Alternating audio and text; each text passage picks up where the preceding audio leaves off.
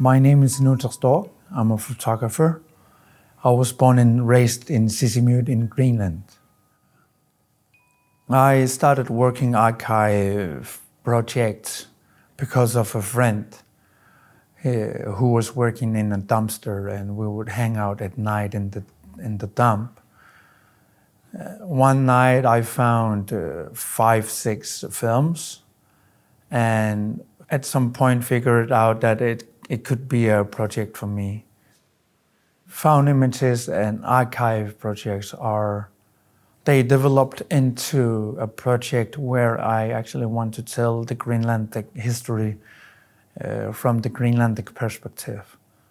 It's because a lot of the documents that we have in Greenland, or the photos we have, they are by people who came to Greenland.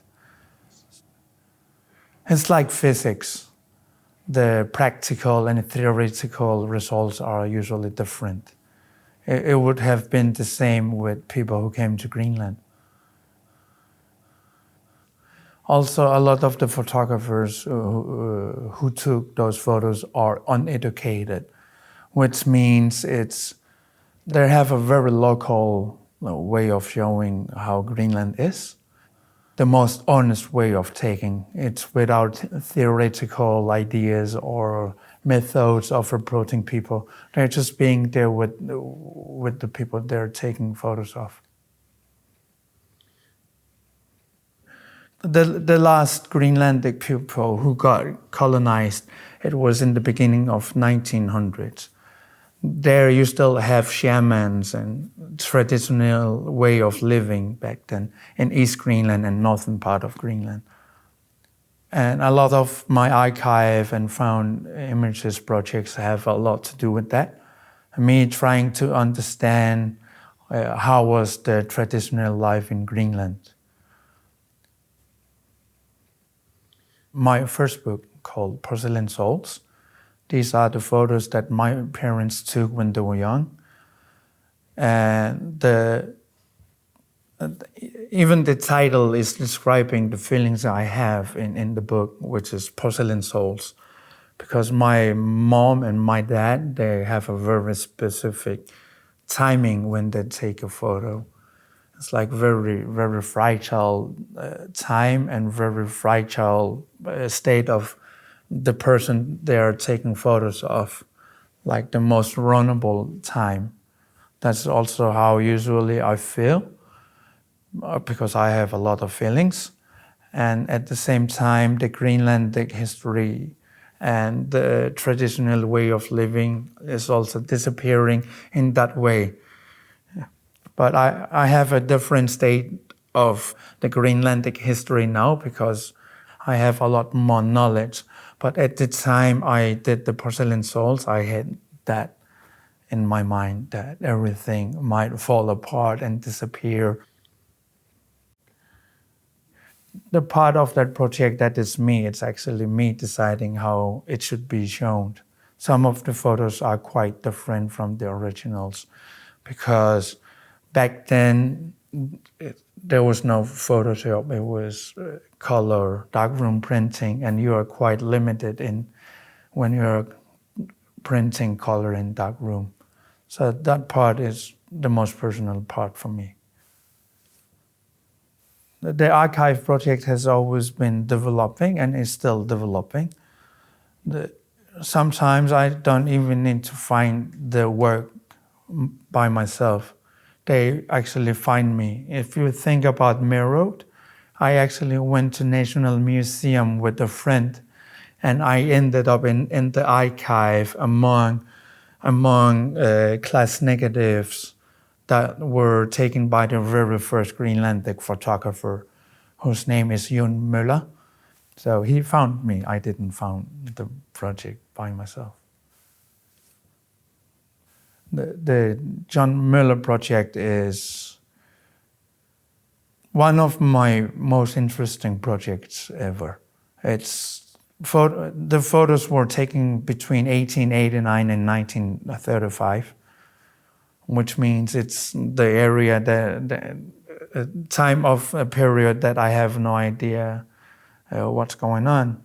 A lot of the information around that time were taken by the people who came to Greenland.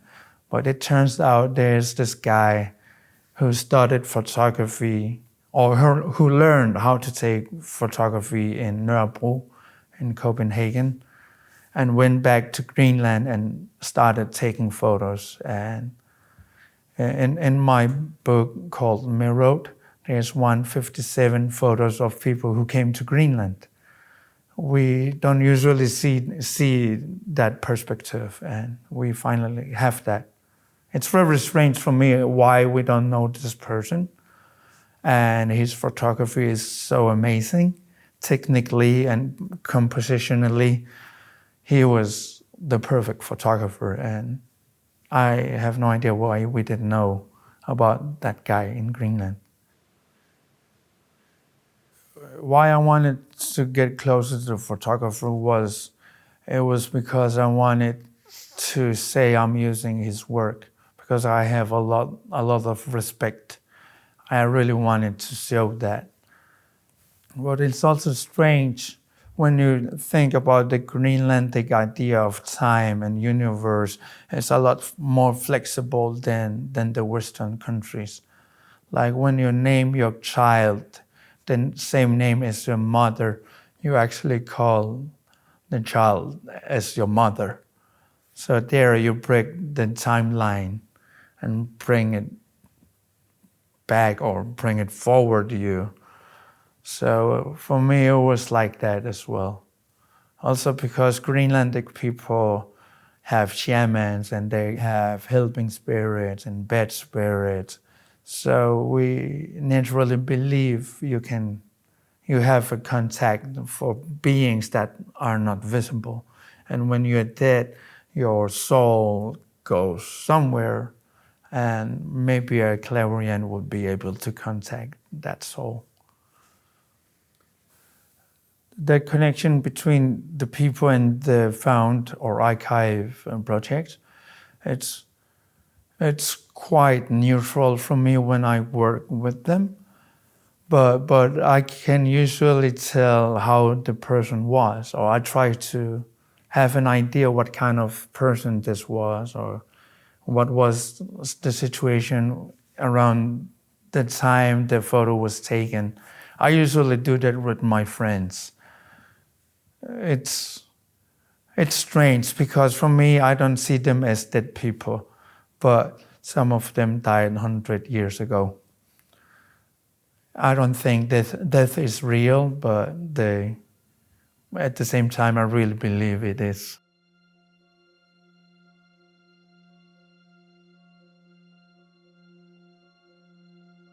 I dropped the idea and took the responsibility to wanted to create the foundation of the Greenlandic photography culture. I have this dream because the Greenlandic people are very good at telling stories, because that was the way we documented the knowledge we had. It was not by writing. It was not by any other way than telling stories. I'm very bad at writing. I'm very bad at describing my work, writing, but when I tell it, it's a lot more clear. It's because I'm from Greenland. That has always been my way of documenting the way I am. But yeah, the dream I have, it was because the Greenlandic people are quite artistic. Even though there was no word for art in Greenlandic, the nature, because we don't have that concept in our society. Though we make kayaks and the clothing we have, it was homemade. So a lot of craft was already in the nature of Greenlandic people. And I wanted to transfer that into photography as well. Even though photography is very, very, very Western idea, I think we can adapt really well to that as well. The Greenlandic and Danish situation is quite complex, very complex relationship because of the history we have. Greenland and Denmark have been living together for 300 years, and Greenland has been colonized by Denmark. Because of that, we have lived together hand in hand through darkness and brightness, a lot of that. Because of Christianity and what colonialism brought, became the most powerful Greenlandic helping spirit as swear word, like as similar to Satan or devil, Don Narsuk became. But at the time we're relearning that these spirits are actually helping spirit. And this time I think the Greenlandic and Danish people should learn how to live together, because the Danish people are the doors for Greenlandic people to understand the Western concept. And we are the doors for the Danish people to understand the spirits. And if we could merge those, it would be very good for us, because we have very different ways of being and very different ways of understanding the universe. Us, Greenlandic people, we are part of a tribe that calls themselves Inuit. And my theory is we call ourselves Inuit is because we meet a lot of spirits and different kind of creatures. And when we meet them, we say, I am Inuuq, I'm a human. That's one way to describe that.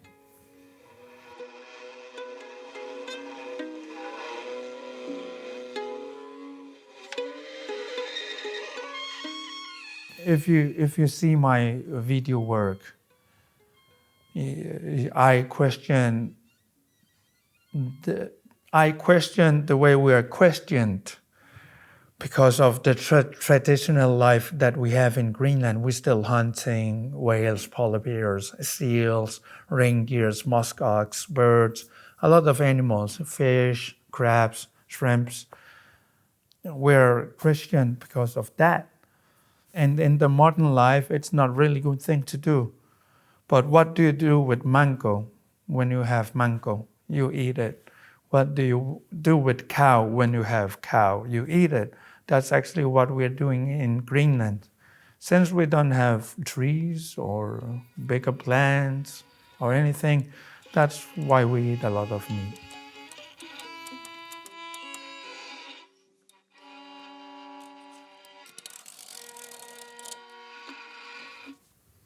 The old films of New Tales, it's a series of work that I did for development of the modern life in Greenland. My grandfather was a priest, and at the end of his life, he got dementia. And the more he forgets who he is, the more honest his personality became. So the more he forgets, the more he knows who he is. I mirrored that idea with the Greenlandic society. What if we forget who we are to understand who we are? Maybe that's one way to do it. The music in that video is the very first psalm my grandfather learned to play. You can hear that in my hometown's church organ, but also you can hear it when my grandfather played that for the last time. He couldn't play it, he couldn't remember it.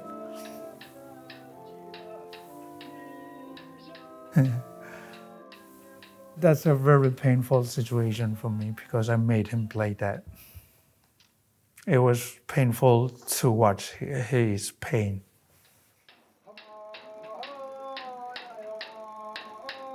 When I tried to explain I use other stories to explain.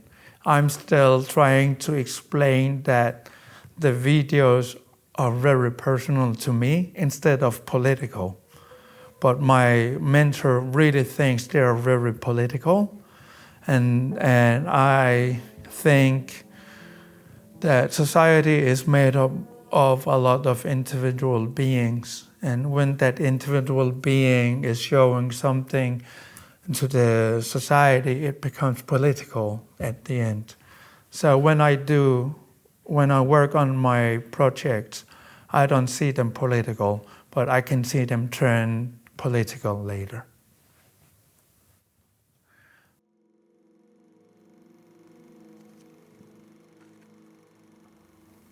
It's a funny thing to say that I am a young artist, because I've never been this old before. Every minute I get older, I've never been that old before.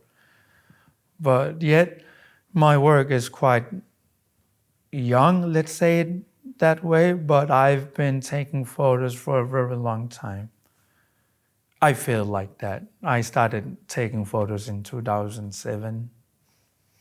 I'm going to make a lot of books, that I know, because I already have about 15, 16 projects that I need to make books out of. And making books is the first phase, the photography part. Then second phase will be more conceptual work, where I bend the ideas of photography, like always changing photo and a building that's going to be a photography. Poems, like I'm writing poems that will become the images in your imagination. And the third phase will be making museum and school in Greenland for photography.